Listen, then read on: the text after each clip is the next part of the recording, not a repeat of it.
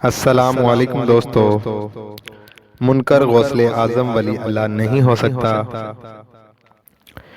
یہ معراج کی رات کا واقعہ ہے، لیکن اس سے پہلے جو دوست چینل پر نئے ہیں ان سے گزارش ہے کہ چینل کو سبسکرائب کر لیں اور ساتھ بیل آئیکن پہ کلک کر لیں تاکہ ایسی لیٹسٹ ویڈیو آپ تک پہنچتی رہیں، اور ویڈیو کو شیئر کریں اور لائک کرنا نہ بھولیں۔ مشتاق کرام سے منتقول ہے کہ جب نبی کریم صلی اللہ علیہ وسلم معراج کی رات ساتوں آسمان کو طے کر کے عرش عظیم کے قریب پہنچے تو بہت بلند پایا، اور عام قدس میں یہ سنی کہ پیارے حبیب اوپر آؤ تو آپ کا خیال فرمایا کہ اتنے بلند عرش پہ کیسے چڑھوں؟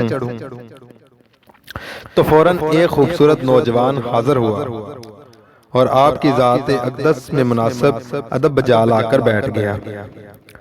زبان باطن سے اپنے کندھے پر قدم مبارک رکھنے کی آرزو کی تو نبی کریم صلی اللہ علیہ وسلم نے اپنا قدم مبارک اس کی گردن پر رکھا، اور پھر وہ کھڑا ہو کر بڑھنے لگا حتیٰ کہ عرش عظیم تک پہنچ گیا۔ تو حضور کریم صلی اللہ علیہ وسلم نے اس کی طرف متوجہ ہوئے اور اس کی بابت دریافت فرمایا، اور اب وہ ہاتھ باندھ کر آپ کے سامنے بادب کھڑا ہو گیا۔ تو آپ کے دل میں خیال آیا کہ اس نوجوان کا مرتبہ ولایت سے کہیں اعلیٰ ادنا ہوگا۔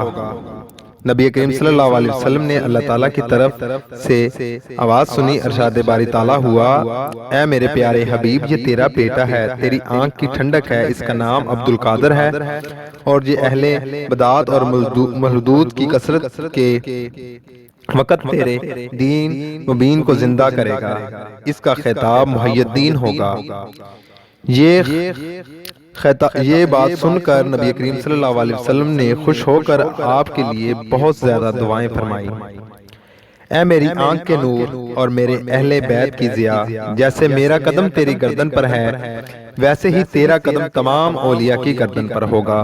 جو تیرے قدم کو قبول کرے گا اس کا درجہ عظمی ملے گا، اسے درجہ عظمی ملے گا، اور جو منکر ہوگا اس سے ولایت چھین لی جائے گی۔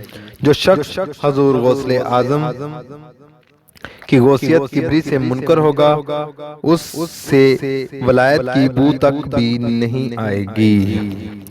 جو دوست چینل پر نئے ہیں ان سے گزارش ہے کہ چینل کو سبسکرائب کر لیں اور ساتھ بیل آئیکن پہ کلک کر لیں تاکہ ایسی لیٹسٹ ویڈیو آپ تک پہنچتی رہے بڑی آسانی کے ساتھ۔